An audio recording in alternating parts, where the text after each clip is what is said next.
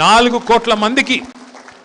కోట్ల మందికి మంచి చేసే అవకాశం ఇవాళ జూబ్లీహిల్స్లోని 4 లక్షల మంది ఓటర్లకు ఉన్నది. మీ 4 లక్షల మంది మీరు గట్టిగా అనుకొని కాంగ్రెస్ పార్టీకి మరి ఒక బుద్ధి వచ్చే విధంగా తీర్పునిస్తే మరి మొత్తం రాష్ట్రం అంతటా కూడా మహాలక్ష్మి పథకం చాలు చేయక తప్పదు. వెంటనే నెలకు 2,500 ఇయ్యక తప్పదు. ఎక్కడ ఆడపిల్ల పెళ్లి జరిగినా తులం బంగారం ఇయ్యక తప్పదు. అట్లాగే ఎక్కడికక్కడ వాళ్ళు ఇచ్చిన 420 హామీలు ఏవైతున్నాయో వాటిని నిలబెట్టుకోక తప్పదు. ఎందుకంటే ప్రజాగ్రహం ముందు, ప్రజాశక్తి ముందు ఎవరైనా సరే చిన్నవాడే అవుతాడు. ఇంకొక మాట కూడా నేను అడుగుతా ఉన్నా, ఇవాళ ఈ ముఖ్యమంత్రి గారు అసలు మాటలు నిలబెట్టుకునే మూడ్లో ఉన్నాడు. ఆయన ఎంతసేపు ఆయన తమ్ముళ్ళు, ఆయన కుటుంబము, ఆయన పార్టీ వాళ్ళు, ఆయన మంత్రులు ఎట్లా దోచుకోవాలా, ఎట్లా దాచుకోవాలన్న తప్ప ప్రజలు, సంక్షేమము, హామీలు ఇవేవి లేవు. ఉన్న పరిశ్రమలే పారిపోతున్నాయి. మరి ఇప్పుడు తుపాకులు పెడితే ముఖ్యమంత్రి గారి దగ్గర మనిషో లేకపోతే మంత్రి గారి పిఎన్ఓ పిఎస్ఓ తుపాకులు పెడితే పారిశ్రామికవేత్తలకు వస్తాయా పెట్టుబడులు రాష్ట్రానికి? అందుకే నేను అంటున్నా, ఈ రాష్ట్రం ఇవాళ రౌడీ షీటర్ల పాలైంది. మీరందరూ చిన్న వ్యాపారులు. మరి జూబ్లీహిల్స్లో నిలబడ్డ కాంగ్రెస్ ఆయన గురించి కూడా మీకు తెలిసే ఉంటుంది, వాళ్ళ కుటుంబం గురించి. మరి రేపు మీ దగ్గరకు వచ్చి ఛాయ్ తాగి ఇడ్లీ తిని రైట్ తమ్మి అని వెళ్ళిపోతారు. బిల్లు కట్టుడు లేదు. ఇది నేను చెప్తున్నా, రాసుకోండి. ఇది పక్కా జరుగుతుంది. నేను చెప్పేది అది ఉత్తుతా చెప్తలేను. గసంటోళ్ళు వాళ్ళు నీకు ఇస్తాను రా భయ్, నేను ఎట్లా ఏమనుకున్నావు, నేను మరి కోను మాలూం అని మొదలవుతుంది. మరి ఆలోచించుకోండి. ఇప్పటిదాకా ఆ పరిస్థితి లేదు తెలంగాణలో. ఇప్పుడు మరి గసంటోల్లో కోటేస్తే బరాబర్ గదే పని అవుతుంది. రౌడీ షీటర్లు, మరి నేర చరిత్ర కలిగిన వాళ్ళు, ఇవాళ ఇష్టం వచ్చినట్టు బెదిరింపులకు మాత్రమే నమ్ముకొని బతికేటోళ్ళు, వాళ్ళని గెలిపిస్తామా? హైదరాబాద్ లాంటి మహానగరంలో, చైతన్యం ఉన్న నగరంలో ఆలోచించండి. ఈ గూండాలను, హఫ్తా వసూలు చేసేటోళ్ళను ఎక్కడ పెట్టాలనో అక్కడ పెట్టకపోతే నష్టపోయేది మేము కాదు, మీరే నష్టపోతారనే మాట నేను గుర్తు చేస్తూ ఉన్నా. ఇవాళ జూబ్లీహిల్స్లో జరుగుతున్న పోటీ ఏదైతుందో రెండే దీని మీద జరుగుతున్నది. కారు కావాలన్నా, బుల్డోజర్ కావాలన్నా ఆలోచించుకోండి. కారు కావాలంటే బీఆర్ఎస్ కోటేయాలి. ఇక మీ ఇంటికి బుల్డోజర్ రావాలంటే మాత్రం తెల్లారి మీరు కావాలంటే ఇక కాంగ్రెస్ పార్టీ కోటేసుకోవచ్చు. వాడు బుల్డోజర్ పంపుతాడు, తర్వాత మమ్మల్ని అనకూరి. ఎందుకంటే కత్తి ఒకరికి ఇచ్చి యుద్ధం ఇంకోని చేయమంటే ఆడికెళ్ళి చేస్తాం.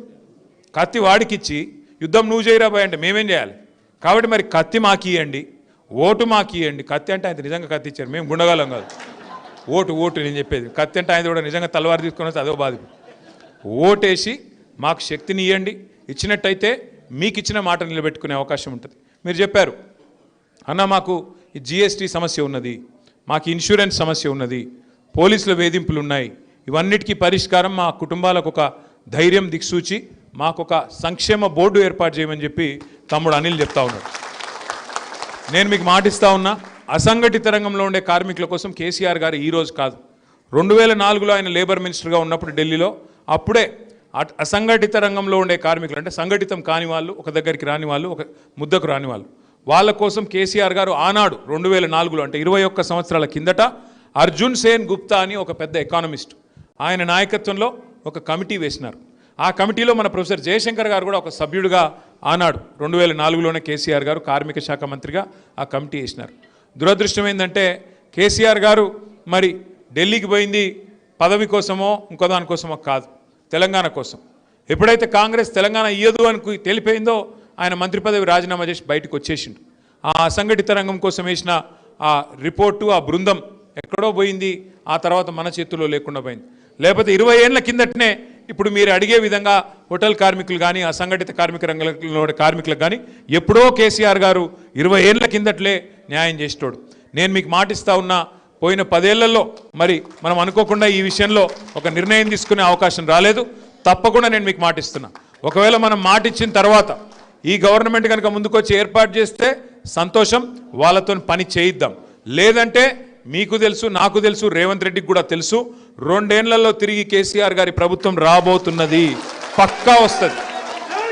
పేదవాడి కడుపు కొట్టిన ఏ ప్రభుత్వం నిలవదు, పేదవాడిని గోసబుచ్చుకున్న ఏ ప్రభుత్వం నిలవదు, రైతుల కంట కన్నీళ్లు పెట్టించిన ఏ ప్రభుత్వం కూడా నిలవదు. అందుకే ఈ రాబందు ప్రభుత్వం పోతుంది, రైతు బంధు కేసీఆర్ గారి ప్రభుత్వం తప్పకుండా వస్తుంది. మీకు ఈ బోర్డు ఏర్పాటు చేసే బాధ్యత మేము తీసుకుంటామన్న మాట నేను విజ్ఞప్తి చేస్తా ఉన్నా. తప్పకుండా మీతో ఒకటే ప్రార్థన, మరి మన గవర్నమెంట్ రావాలంటే మీరు గుర్తుపెట్టుకోండి, ఎప్పుడైనా క్రికెట్లో నెక్స్ట్ బాల్ ఆడాలి, నెక్స్ట్ ఓవరు, ఆ నెక్స్ట్ మ్యాచ్ తర్వాత ఆడాలి. ఇప్పుడు నెక్స్ట్ బాల్ ఏమున్నది మనకు?